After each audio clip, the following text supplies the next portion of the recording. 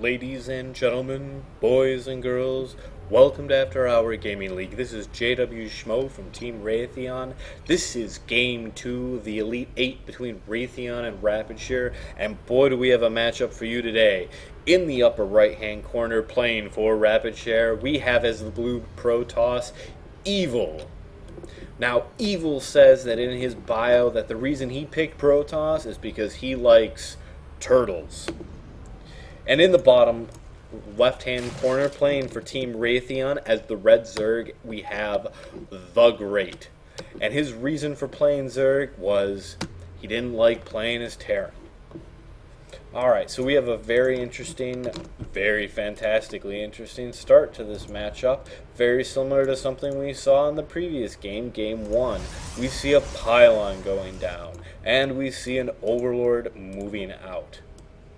So in the interest of keeping you entertained while these two juggernauts of units go at each other, and they just don't even give a high five. They just walk right past each other. We'll give you a little bit of background information. Evil has not lost a single match since the beginning of this entire regular season and playoffs. He is 7-0 right now, and he is currently riding very high on that record. Now, his counterpart, playing for Raytheon, TheGreat, has played a total of 10 matches since the beginning of this regular season, and he is currently 7-3. So this does give Evil a slight record boost against TheGreat. However, I will warn you, for those that think that this is going to be a give for one of the team versus the other, this is going to be a very close match. We do see some nibbling going down there. It does look like this drone is hungry and he wants some shields. However, two probes are saying, "Get off of my kitchen table. I am not giving you a cookie." Alright, so a little bit here more about TheGreat. He loves his strategy. It's where it is. He got addicted while he was playing Brood War, and he's been playing ever since. For Evil, let's just bring up Evil here again. He is a little bit light on his profile. He does note that he plays soccer, or as they say in most every other civilized country, football. However, he also likes MMA. Alright, so we do see a pylon going down here on TheGreat's natural. This is intelligent play here by Evil. This is a little bit of a trolling maneuver. He's basically making TheGreat commit just a wee bit more to get that natural out. Alright, and while he was out there busy harassing TheGreat, Evil was able to put down a gateway and is building that now. So it looks like TheGreat is actually going for his third base as well. This is going to give him a slight base race lead, as it were, or as I've been corrected, an economy race lead, depending on what form of the English language you prefer to use. Alright, and we do see the cybernetics core going down here for Evil.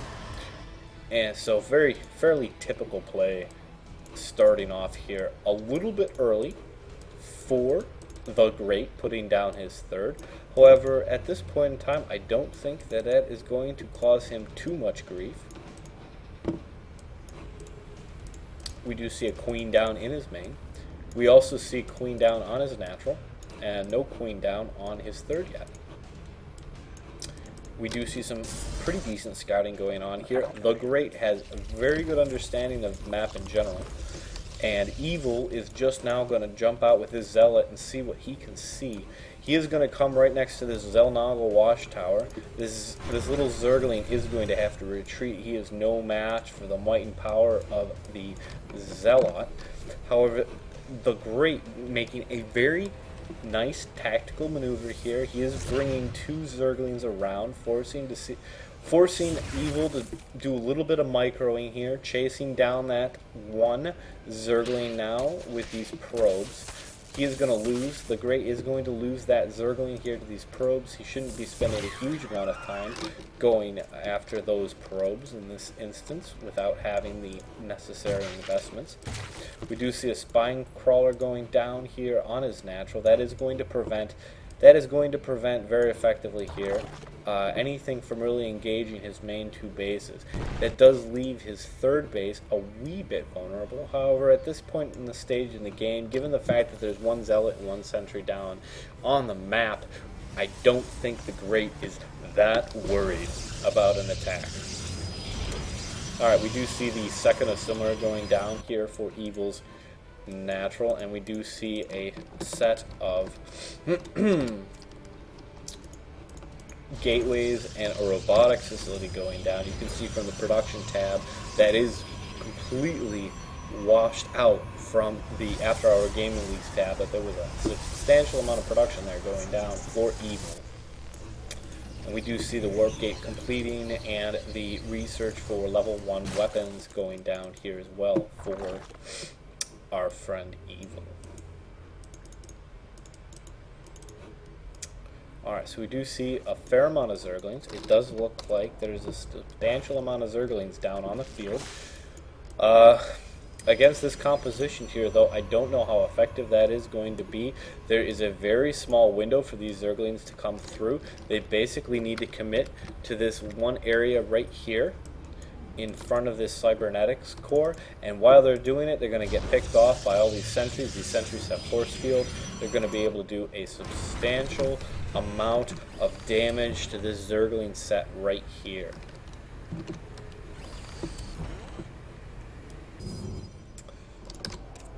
Alright, we do see a fantastic amount of research going down on both sides. It does look like Rapidshare does does share Raytheon's love for research. Research is always a fantastic thing. That's how you learn more things about the universe around you. You do research, you do math, and you come out a winner. Alright, we do see Evil laying down his third. That is probably in response to the fact that the Great does have his third down. Now, one thing to note here of substance is that the Great is not aware of this third going down at this point in time. He is going to have to find this in order to make some sort of commitment here, in order to give himself at least some foreknowledge of what's coming. It does look like the Great is going to scout that, and he is going to park one of his changelings right there, right with the rest of the army. My goodness, my goodness, my goodness. And it does look like that one changeling does die. We're just left with some Zerglings. Nothing too substantial going on here. We do see the robotics bay grabbing some thermal lances here for research, so that does look like Evil is going to be going with some Colossus play.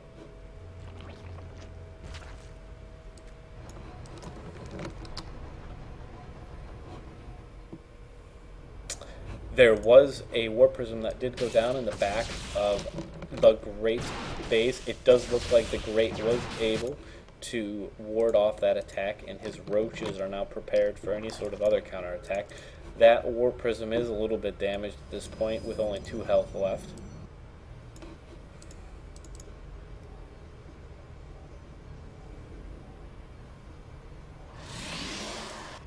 Alright, so we do see the main army for Evil laying down here on his third.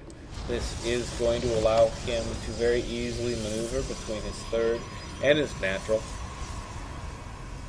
And with a very unlikely scenario of the Great going into his main, he is fairly well protected. Now, a Nidus Canal would be able to get into Evil's main. However, at this point, that does not look like it is the case.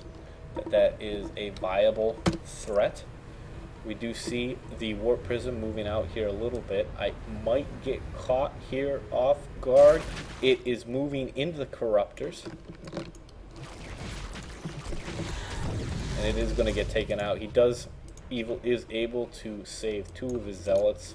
This is always good. You always want to save your zealots as much as possible because they're friendly, they're cuddly, and they've got the StarCraft equivalent of a lightsaber. Alright, so we do see a 4th going down here for the Great. This is going to allow him to maintain a slight income advantage. And at the moment, that is something that he desperately needs, given the fact that he is being outmined by Evil at this very instance, white-handedly. The 3 bases to 3 bases is giving Evil a distinct advantage, even with the additional drones there for the Great. It does look like the Great is a little bit heavy on his 3rd with his mining. Ought to have a wee bit more there on his main base, maybe a little bit more on his 2nd base. I would argue that the reason for all of these drones on his 3rd is because he is going to bring them up and bring them to the 4th and get them going very early. But Evil, not to be persuaded otherwise, is going to grab his 4th. This is going to keep him on par or almost on par with the Great. This is going to put the Great in a slightly awkward situation. Again, if you're going head-to-head, Zerg versus Protoss, you're going to have a major problem for Zerg, especially if the base count is equal. You really need to have a slight advantage for the Zerg player when it comes to base count. Alright, so we do see a slight engagement there, just some toying, nothing too major. It does look like those Stalkers are going to push back the Corruptors. Corruptors are not going to be able to do any major damage against this Armada here. We just see this huge cluster of units. And we do see some pylons here and some photon cannons. Always good to have photon cannons. Those are going to give Evil the ability to defend quite effectively. Evil is going to see this 4th. He does know of its existence. It does look like both teams are equally aware of the number of bases. And it just looks like we're clicking along here. It looks like Evil's doing a fantastic job with his research. He's 2-2, leaving the Great also with 2-2. Looking at research production, it does look like the Great is focusing on some armor ability as well as Zerg flyer attacks.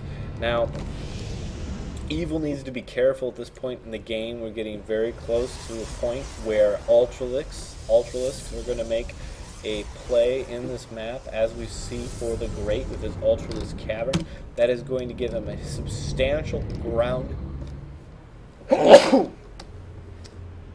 advantage. Now, granted, if he doesn't have the air to defend it, he will be hosed quite effectively.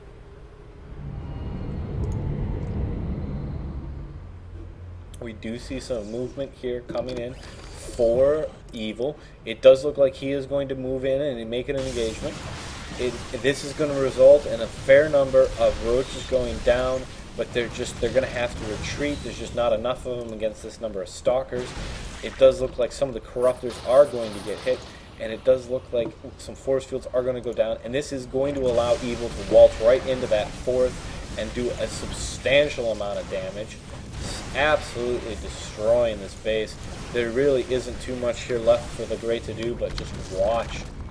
And he is going to make a quick entrance and then a quick retreat. Now, while that's happening down here in the bottom right-hand corner, we do see that the Great is trying to make a commitment here by Evil, forcing him to back off. That is why his army went back down and retreated. He is making some very pointed attacks, trying to take out this Dark Shrine and prevent too many more of these Dark Templars from coming in. But the damage is already done. The Dark Templar are down, and there is no detection. We do see some roaches coming in. It looks like the Great is trying to engage on multiple fronts, trying to do damage to the economy. I don't think it's there. I think he is caught off guard.